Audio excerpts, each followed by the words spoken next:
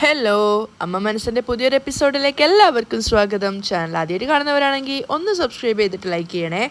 അപ്പോൾ മേഘയാണെങ്കിൽ ആ ഒരു കൂടോത്രം ചെയ്യുന്ന സ്വാമികളുടെ അടുത്ത് പോയിരിക്കുകയാണ്. അയാൾ പറഞ്ഞ 50,000 രൂപ ദക്ഷിണയായിട്ട് കൊടുത്തതിന് ശേഷം മേഘ ആവശ്യപ്പെട്ട പ്രകാരമുള്ള തകിട് അയാൾ കൊടുക്കുന്നുണ്ട്. അത് കിട്ടിയപ്പോൾ മേഘയ്ക്ക് വല്ലാത്ത സന്തോഷമാവുകയാണ്. അവൾ പ്രതീക്ഷിച്ചതുപോലെ തന്നെ ചന്ദ്രികയുടെ സിദ്ധാർത്ഥിൻ്റെയും കല്യാണം നടക്കാതിരിക്കാൻ വേണ്ടിയിട്ടാണ് അയാളത് തകിടുണ്ടാക്കിയിട്ടുള്ളത്. ചന്ദ്രികയോ സിദ്ധാർത്ഥോ ആ ഒരു തകിട് മറികടന്ന് പോവുകയാണെങ്കിൽ തീർച്ചയായിട്ടും അവർ തമ്മിലുള്ള ബന്ധം നിശ്ചലമാവും എന്ന് തന്നെയാണ് അയാൾ പറയുന്നത്. അപ്പോൾ മേഘ ചോദിക്കുന്നുണ്ട്, നിങ്ങൾ പറഞ്ഞതുപോലെയൊക്കെ നടക്കുമോ സ്വാമി? തീർച്ചയായിട്ടും നടക്കും. ഇനിയൊരു പക്ഷേ അവരല്ലാതെ ഇത് മറ്റാരെങ്കിലും നടന്നു കഴിഞ്ഞാൽ എന്താ ചെയ്യുക? മേഘ സംശയത്തോട് ചോദിക്കുകയാണ്. അപ്പോൾ അയാൾ ചിരിച്ചുകൊണ്ട് പറയാണ്, ആരുടെ പേരിലാണോ ഞാനിത് തകിടുണ്ടാക്കിയത് അവർക്ക് മാത്രമേ ഇത് ഏൽക്കുകയുള്ളൂ, മറ്റുള്ള ആർക്കും തന്നെ ഇത് ബാധിക്കില്ല. അത് കേട്ടപ്പോഴാണ് മേഘയ്ക്ക് കുറച്ചൊരു ആശ്വാസമായത്. എനിക്ക് ചന്ദ്രികയും സിദ്ധാർത്ഥും അവർ രണ്ടുപേരും പിരിഞ്ഞാൽ മാത്രം മതി. ചന്ദ്രികയ്ക്ക് കിട്ടിയതൊക്കെ എനിക്ക് വീണ്ടും കിട്ടണം, മേഘ പറയാണ്. അപ്പോൾ അയാളും പറയുന്നുണ്ട്, നീ എന്താണോ ആഗ്രഹിക്കുന്നത് അത് എത്രയും പെട്ടെന്ന് തന്നെ സാധിക്കും.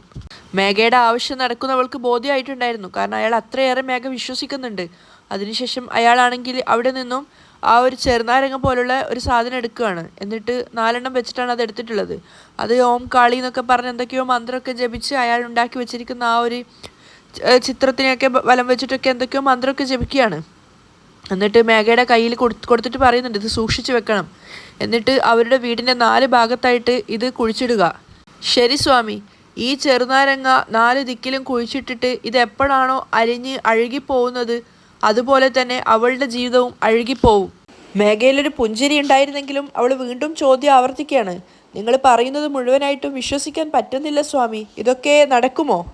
തീർച്ചയായിട്ടും നടക്കും. നീ തന്നെ എന്നെ വിളിച്ചിട്ട് നന്ദി പറയും, നീ നോക്കിക്കോ. മേഘയുടെ മുഖത്ത് വല്ലാത്തൊരു ഭാവമാണ് ഉണ്ടാവുന്നത്. സ്വാമി, നിങ്ങൾ പറഞ്ഞതുപോലെ സംഭവിക്കുകയാണെങ്കിൽ ഞാൻ തന്നെ സ്വർണത്തിൽ ഒരു മാല പണിതിട്ട് നിങ്ങളുടെ കഴുത്തിൽ ഞാനത് അണിയിച്ചു തരും സ്വാമി. അയാൾ അത് കേട്ട് പൊട്ടിച്ചിരിക്കുകയാണ്. എന്നിട്ട് ഒരു കവർ എടുത്തിട്ട് മേഘയ്ക്ക് കൊടുത്തുകൊണ്ട് പറയാണ്, കയ്യിൽ കൊടുത്തിരിക്കുന്ന സാധനങ്ങളൊക്കെ ആ ഒരു കവറിലിട്ടിട്ട് സൂക്ഷിച്ചു കൊണ്ടുപോകാൻ വേണ്ടി ശ്രദ്ധിച്ചു പോവണം. ശരി സ്വാമി. എഴുന്നേറ്റത്തിന് ശേഷം ആ സ്വാമി അവൾ കുമ്പിടുകയാണ്, സ്വാമി ഞാൻ പോയിട്ട് വരാം. അപ്പോൾ അയാളാണെങ്കിൽ മേഘയെ അനുഗ്രഹിച്ചുകൊണ്ട് ഓം കാളി എന്നൊക്കെയാണ് പറയുന്നത്. അതേസമയം സിദ്ധാർത്ഥാണെങ്കിൽ വീട്ടിൽ ലാപ്ടോപ്പിൽ ഇരുന്നിട്ടാണ് വർക്കുകളൊക്കെ ചെയ്തുകൊണ്ടിരിക്കുന്നത്. അപ്പോൾ അവൻ വളരെ ഗൗരവത്തോടെയാണ് ചെയ്യുന്നത്. അപ്പോൾ ചന്ദ്രിക അങ്ങോട്ടേക്ക് വന്നിട്ട് ചോദിക്കുന്നുണ്ട്, ഇതെന്താ സർ ഓഫീസിൽ പോവാതെ വീട്ടിലിരുന്നിട്ട് വർക്ക് ചെയ്യുന്നത്? ചന്ദ്രിക, ഒരു നിമിഷം ഇവിടെ ഒന്ന് ഇരിക്ക്. അവൾക്ക് കാര്യം മനസ്സിലായില്ല. അയ്യോ പറയുന്ന കേൾക്ക് ചന്ദ്രിക, ഒരു നിമിഷം ഇവിടെ ഒന്ന് ഇരിക്ക്. അപ്പോൾ ചന്ദ്രിക അവിടെ ഇരിക്കുകയാണ്. പറ സർ, എന്താ? അത് ചന്ദ്രിക, ഞാൻ എന്താ വിചാരിക്കുന്നത് വെച്ചാൽ നമ്മുടെ ബിസിനസ് നെക്സ്റ്റ് സ്റ്റെപ്പിലോട്ടേക്ക് മാറ്റിയാലോ എന്നാണ് ഞാൻ ചിന്തിക്കുന്നത്. അതെങ്ങനെയാണ് സർ? അതായത് ഇതുവരെ ക്ലയൻറ്റ് നമ്മളെ തേടി ഇങ്ങോട്ടേക്ക് വന്നതായിരുന്നല്ലോ. അതെ. അതിന് പകരം നമ്മൾ ക്ലയൻറ്റിനെ തേടാതെ നമുക്ക് കൺസ്യൂമറെ തന്നെ തേടിയാലോ? അതെങ്ങനെയാ സർ നടക്കുക? ചന്ദ്രികക്ക് കൺഫ്യൂഷൻ ആവുകയാണ്. അപ്പോൾ സിദ്ധു പറഞ്ഞു കൊടുക്കുന്നുണ്ട്, ചന്ദ്രിക, നമ്മളാണല്ലോ പ്രൊഡക്ഷനൊക്കെ ചെയ്യുന്നത്. അതെ. അത് നമ്മൾ ബൾക്കായിട്ട് ക്ലയൻറ്റിന് കൊടുക്കുന്നു. എന്നിട്ട് അവരത് കസ്റ്റമേഴ്സിന് വിൽക്കുന്നു. ശരിയാണ്. നമ്മൾ ഉണ്ടാക്കുന്ന പ്രൊഡക്റ്റ് നമ്മൾ തന്നെ ഡയറക്റ്റായിട്ട് കസ്റ്റമർക്ക് കൊടുത്താൽ പോരെ എന്നാണ് ഞാൻ ചിന്തിക്കുന്നത്, ഇടയിൽ ഒരു ക്ലയൻറ്റിനെ ഒഴിവാക്കിക്കൊണ്ട്. അതെങ്ങനെയാണ് സർ നടക്കുക? ചന്ദ്രിക, അതിനുള്ള വഴിയാണ് ഞാനിപ്പോൾ ഓൺലൈനിൽ നോക്കിക്കൊണ്ടിരിക്കുന്നത്. ഇങ്ങോട്ട് നോക്ക്. നമ്മൾ സ്റ്റിച്ച് ചെയ്ത ഡ്രസ്സുകളൊക്കെ ഇപ്പോൾ നമ്മൾ ഓൺലൈനിൽ ഒരു പേജ് ഉണ്ടാക്കിയിട്ട് അതിൽ അപ്ലോഡ് ചെയ്യും. അത് കാണുന്ന കസ്റ്റമേഴ്സ് ഡയറക്റ്റായിട്ട് ഓൺലൈനിൽ നമ്മളോട് തന്നെ പർച്ചേസ് ചെയ്യുമല്ലോ. അത് നല്ലൊരു ആശയമായിട്ട് ചന്ദ്രികയ്ക്കും തോന്നുവാണ്. നമുക്കും കസ്റ്റമേഴ്സിനും ഇടയിൽ ഒരു ക്ലയൻറ്റിൻ്റെ ആവശ്യമുള്ളതായിട്ട് എനിക്ക് തോന്നുന്നില്ല.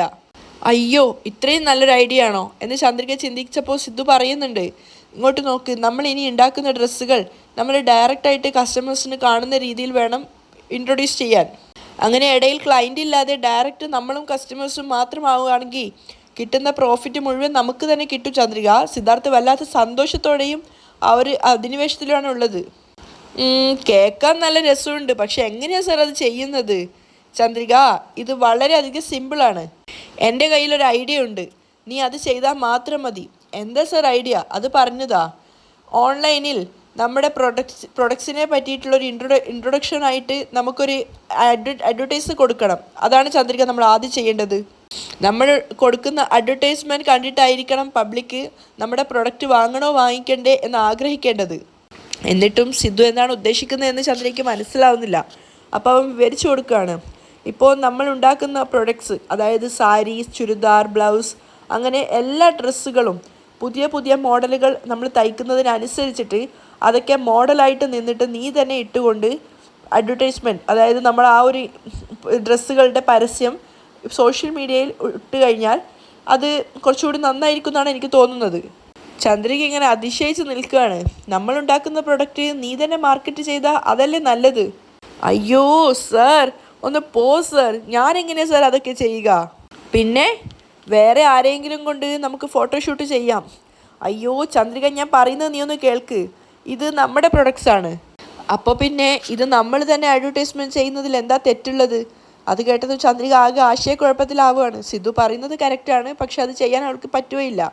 അപ്പോൾ സിദ്ധു വീണ്ടും പറഞ്ഞു കൊടുക്കുകയാണ്, നീ തന്നെയാണല്ലോ ഓരോ പ്രൊഡക്ട്സുകളും ചുരിദാറിൻ്റെ കഴുത്ത് എങ്ങനെ ഉണ്ടാവണം, കൈ എങ്ങനെ ഉണ്ടാവണം, ഹൈറ്റ് എങ്ങനെ ഉണ്ടാവണം എന്നൊക്കെ നോക്കി വൃത്തിയിൽ ചെയ്യുന്നത്. അങ്ങനെ നീ തന്നെ പ്രൊഡക്റ്റ് ചെയ്യുന്ന ഡ്രസ്സ് നീ തന്നെ ഇട്ടിട്ട് അതിൻ്റെ അഡ്വർടൈസ്മെൻറ്റ് നടത്തുന്നതിൽ എന്താ തെറ്റുള്ളത്? ചന്ദ്രികയ്ക്ക് ആകെ ആശയക്കുഴപ്പത്തിലും അവൾ ടെൻഷൻ ആവുകയാണ്. സർ, നിങ്ങൾ പറഞ്ഞ ഓൺലൈൻ ബിസിനസ് ചെയ്യാൻ എനിക്ക് സമ്മതം തന്നെയാണ്. പക്ഷേ ആ ബിസിനസ്സിൽ ഞാനാണ് മോഡലാവേണ്ടത് എന്ന് പറയുന്നതാണ് എനിക്ക് ആകെ ടെൻഷൻ ആവുന്നത്. ശരി ചന്ദ്രിക, ഇത് ഞാൻ ഒറ്റയ്ക്ക് എടുത്തൊരു തീരുമാനമാണ്. അതാണ് ഞാനിപ്പോൾ പറഞ്ഞിട്ടുള്ളത്. നമുക്ക് ഇത് വീട്ടിലിരിക്കുന്ന വലിയ എല്ലാ ആൾക്കാരോടും സംസാരിച്ച് നോക്കാം. അവരെല്ലാവരും ഓക്കെ പറയുകയാണെങ്കിൽ അത് നമുക്ക് എഗ്രി ചെയ്യാം, അല്ലെങ്കിൽ നമുക്കിത് ഡ്രോപ്പ് ഔട്ട് ആക്കാം. മനസ്സിലോടെ ചന്ദ്രികയെ സമ്മതിക്കുകയാണ്. അപ്പോഴേക്കും സിദ്ധു നോക്കുമ്പോൾ മഹേന്ദ്രൻ ലക്ഷ്മി അതുവഴി പോകുന്നുണ്ട്. അവർ രണ്ടുപേരും സിദ്ധു കൈ കാണിച്ച് വിളിക്കുകയാണ്. സിദ്ധുവിൻ്റെ ആ ഒരു ആഹ്ലാദം കണ്ടപ്പോൾ മഹേന്ദ്രനൊന്നും കാര്യം മനസ്സിലാവുന്നില്ല. പക്ഷെ അവൻ വല്ലാത്ത ഫാസ്റ്റായിട്ടാണ് പറയുന്നത്. എല്ലാവരോടും അവിടെ ഇരിക്കാൻ പറയണം. അതിനുശേഷം മുത്തശ്ശനെയും ജാനകിയൊക്കെ വിളിച്ചു വരുത്തുന്നുണ്ട്. എല്ലാവരും വന്നപ്പോൾ മഹേന്ദ്രൻ തന്നെയാണ് ചോദിക്കുന്നത്, ഇതെന്താ എല്ലാവരും വിളിച്ചു വരുത്തുന്നത്, കാര്യം എന്താ? അങ്കിൾ, നമ്മുടെ ഗാർമെൻറ്റ്സിൻ്റെ ബിസിനസ് ഒരു ഇൻ്റർനാഷണൽ ലെവലിലേക്ക് കൊണ്ടുപോകാൻ ഞാൻ ആഗ്രഹിക്കുന്നുണ്ട്. അതിനുവേണ്ടി ഞാനൊരു ഐഡിയ കണ്ടുപിടിച്ചിട്ടുണ്ട്. അത് നിങ്ങളോട് എല്ലാവരോടും പറഞ്ഞ് നിങ്ങളുടെ സമ്മതം കിട്ടാൻ വേണ്ടിയാണ് ഞാൻ നിങ്ങളെ എല്ലാവരും ഇപ്പോൾ വിളിച്ചു വരുത്തിയിരിക്കുന്നത്. നിങ്ങൾക്കൊക്കെ സമ്മതമാണെങ്കിൽ ഞാനിപ്പോൾ ആ ഒരു ഐഡിയ പറഞ്ഞു തരാം. സിദ്ധു അവൻ്റെ മനസ്സിലുള്ള പ്ലാന് വിവരിച്ച് എല്ലാവർക്കും പറഞ്ഞു കൊടുക്കുകയാണ്. കേട്ട് കഴിഞ്ഞപ്പോൾ മഹേന്ദ്രൻ തന്നെയാണ് പറയുന്നത്, സൂപ്പർ സിദ്ധു, ഞാൻ ഇതുവരെ ഇതിനെക്കുറിച്ച് ചിന്തിച്ചിട്ട് പോലുമില്ല. അതെ സിദ്ധു, ഏട്ടൻ പറഞ്ഞത് ശരിയാണ്. തീർച്ചയായിട്ടും നമ്മുടെ ബിസിനസ് നെക്സ്റ്റ് ലെവലിലോട്ടേക്ക് പോവാൻ ഈ ഒരു ഐഡിയ നന്നായിട്ടുണ്ടാവും. ലക്ഷ്മിയും സപ്പോർട്ട് ചെയ്യാണ്. ചന്ദ്രിക അത് കേട്ട് പുഞ്ചിരിക്കുന്നുണ്ട്. അപ്പം മുത്തശ്ശനും പറയുന്നുണ്ട്, സിദ്ധു, ഓൺലൈൻ ബിസിനസ്സാണ് ഇപ്പോൾ ട്രെൻഡിങ്ങിൽ പോയിക്കൊണ്ടിരിക്കുന്നത്. നമ്മുടെ ബിസിനസ് കൊണ്ട് കിട്ടുന്ന പ്രോഫിറ്റ് മുഴുവൻ നമുക്ക് തന്നെ വന്ന് കിട്ടും. അത് ശരിയാണ് മുത്തശ്ശ. പക്ഷേ എല്ലാം ഓക്കെയാണ്. പക്ഷെ ഒരേ ഒരു കണ്ടീഷനുണ്ട്. എന്താ മുത്തശ്ശ? എല്ലാവരും അദ്ദേഹത്തെ നോക്കുകയാണ്. ഇനി അങ്ങോട്ട് നീ എന്ത് ബിസിനസ് ആരംഭിക്കുമ്പോഴും ചന്ദ്രികയുടെ പേരിൽ വേണം നീ ആരംഭിക്കാൻ. മുത്തശ്ശ, ചന്ദ്രിക വിളിക്കുകയാണ്. അയ്യോ മുത്തശ്ശ, ഞാനും അത് ആലോചിച്ചതാണ്. കറക്റ്റായിട്ട് തന്നെയാണല്ലോ മുത്തശ്ശൻ പറഞ്ഞിട്ടുള്ളത്. സിദ്ധുവിന് സന്തോഷാവുകയാണ്. സിദ്ധു ഒരു സ്റ്റെപ്പ് അധികമാണെന്ന് കണ്ടപ്പോൾ എല്ലാവരും ചിരിക്കുകയാണ്. ചന്ദ്രിക ഗാർമെൻറ്റ്സ് എന്ന് പേര് വെക്കണം എന്നാണ് ഞാൻ പോലും കരുതിയത്. അതും കൂടിയാണെങ്കിൽ എനിക്ക് ഡബിൾ ഓക്കെയാണ് സിദ്ധു, മഹേന്ദ്രൻ ചിരിച്ചുകൊണ്ട് പറയുകയാണ്. അപ്പോൾ അതൊക്കെ ശേഷം സിദ്ധു പറയുന്നുണ്ട്, അങ്കിൾ, മുത്തശ്ശ, ഇനി ഒരു കാര്യം കൂടിയുണ്ട്. നമ്മൾ പുതുതായിട്ട് തുടങ്ങാൻ പോകുന്ന ചന്ദ്രിക ഗാർമെൻറ്റ്സിന് മോഡലായിട്ട് ചന്ദ്രികയോട് തന്നെയാണ് ഞാൻ നിൽക്കാൻ പറഞ്ഞിട്ടുള്ളത്.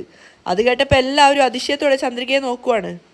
കേട്ടപ്പോൾ തന്നെ ലക്ഷ്മി സൂപ്പർ എന്ന് പറയുന്നുണ്ട്. അയ്യോ അമ്മ, ചന്ദ്രിക വിളിക്കുകയാണ്. കാരണം വലിയ ആൾക്കാരൊന്നും അത് അംഗീകരിക്കില്ലെന്നായിരുന്നു അവൾ കരുതിയിരുന്നത്. അപ്പോൾ മുത്തശ്ശനും പറയുന്നുണ്ട്, ചന്ദ്രിക ഗാർമെൻറ്റ്സ് എന്ന് പേര് വെച്ചിട്ട് മറ്റാരെയും മോഡലാക്കണ്ട, ചന്ദ്രികയെ തന്നെ മോഡലാക്കുന്നതാണ് നല്ലത്. കേട്ടില്ലേ ചന്ദ്രിക? എല്ലാവരും സമ്മതിച്ചു. അപ്പോൾ അദ്ദേഹം പറയുന്നുണ്ട്, ഒരു കാര്യത്തിന് വേണ്ടി നേതൃത്വം വഹിക്കുന്ന ആൾക്കാർ ആ ഒരു കാര്യത്തിൻ്റെ മോഡലാവുന്നതിൽ ഒരു തെറ്റുമില്ല. മഹേന്ദ്രനും പറയുന്നുണ്ട്, ചന്ദ്രിക, നീ തന്നെ ചന്ദ്രിക ഗാർമെൻറ്റ്സിൻ്റെ മോഡലായിക്കോളൂ. അയ്യോ അച്ഛാ, സിദ്ധു പറയുന്നതാണ് ചന്ദ്രിക കറക്റ്റ്. പക്ഷെ ആ ചന്ദ്രിക ആകെ ടെൻഷനോടെയാണുള്ളത്. അതെ, സിദ്ധു പറഞ്ഞത് തന്നെയാണ് ശരി, എനിക്കും ഇതിന് സമ്മതമാണ്. ലക്ഷ്മിയും പറയുന്നുണ്ട്. ജാനകിയും പുഞ്ചിരിച്ചുകൊണ്ട് അതിൻ്റെ സമ്മതം അറിയിക്കുകയാണ്. ചന്ദ്രികയാണ് ചന്ദ്രിക ഗാർമെൻറ്റ്സിൻ്റെ മോഡലാകാൻ ഏറ്റവും അനുയോജ്യമായിട്ടുള്ള ആൾ. ജാനകി പറയാണ്, എനിക്കും പൂർണ്ണ സമ്മതമാണ്, ചന്ദ്രിക തന്നെ മോഡലായാൽ മതി. എല്ലാവരും കൈയടിച്ചത് പാസ്സാക്കുകയാണ്. മതിയോ ചന്ദ്രിക? ഞാൻ മാത്രമല്ല മോഡലാവണമെന്ന് പറഞ്ഞിട്ടുള്ളത്, നമ്മുടെ വീട്ടിൽ എല്ലാവരും അത് തന്നെയാണ് ആഗ്രഹിക്കുന്നത്.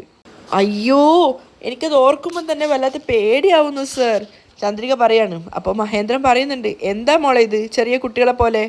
സിദ്ധു, ചന്ദ്രിക ഇങ്ങനെ പലതും പറയും, അതൊന്നും നീ കാര്യമാക്കണ്ട. നാളെ തന്നെ ഫോട്ടോഷൂട്ട് ആരംഭിച്ചോളൂ.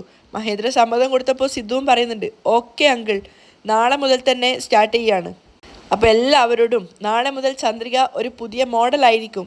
അയ്യോ എനിക്കാകെ നാണാവുന്നു, ഒന്ന് പോ സർ എന്നും പറഞ്ഞിട്ട് ചന്ദ്രിക വേഗം അവിടെ നിന്ന് രക്ഷപ്പെടുകയാണ്. എല്ലാവരും ചന്ദ്രികയെ കളിയാക്കി ചിരിക്കുകയാണ്. അപ്പോൾ അവൾ അവിടെ നിന്ന് പോയപ്പോൾ ലക്ഷ്മി പറയുന്നുണ്ട്, ചന്ദ്രികയെ വെച്ച് ഫോട്ടോ എടുത്തു കഴിഞ്ഞാൽ അവസാനം സിദ്ധു പറയും മതിയായിട്ടില്ല എന്ന്. ആ അതവൻ നോക്കിക്കോട്ടെ. മഹേന്ദ്രനും പറയുന്ന കേട്ടപ്പോൾ സിദ്ധു ചിരിക്കുകയാണ്. അയ്യോ എന്നെ കളിയാക്കാതെ അങ്കിൾ. എല്ലാവരും പൊട്ടിച്ചിരിക്കുകയാണ്. കുറച്ച് കഴിഞ്ഞപ്പോൾ ചന്ദ്രിക മലറിനെ പഠിപ്പിക്കാനിരിക്കുകയാണ്. ആ സമയത്ത് മലറിനോട് അവൾ പറയുന്നുണ്ട്, മലർ എനിക്ക് മോളുടെ അടുത്ത് പ്രധാനപ്പെട്ടൊരു കാര്യം പറയാനുണ്ട്. എന്താ അമ്മ? ഞാൻ ഒരു കാര്യവും ഇതുവരെ മോളോട് പറയാതെ ചെയ്തിട്ടില്ല, അതുകൊണ്ടാണ് ഞാൻ ഈ ഒരു കാര്യവും മോളോട് പറയുന്നത്. ഞാനിത് ചെയ്യണോ വേണ്ടോ എന്ന് മോൾ എന്നോട് പറയണം. കാര്യം എന്താണെന്ന് പറയാമ്മ. നമ്മുടെ ഗാർമെൻറ്റ് ബിസിനസ് നെക്സ്റ്റ് ലെവലിലേക്ക് പോകാൻ വേണ്ടി Sidhu sir online business start ചെയ്യാമെന്ന് പറഞ്ഞിട്ടുണ്ട്. ആ ബിസിനസ്സിൽ എന്നോടാണ് മോഡലായിട്ട് നിൽക്കാൻ പറഞ്ഞിട്ടുള്ളത്. മോഡലായിട്ട് അമ്മ പോവുകയാണോ? അമ്മ പറയുന്നതൊന്നും എനിക്ക് മനസ്സിലാവുന്നില്ല അമ്മ.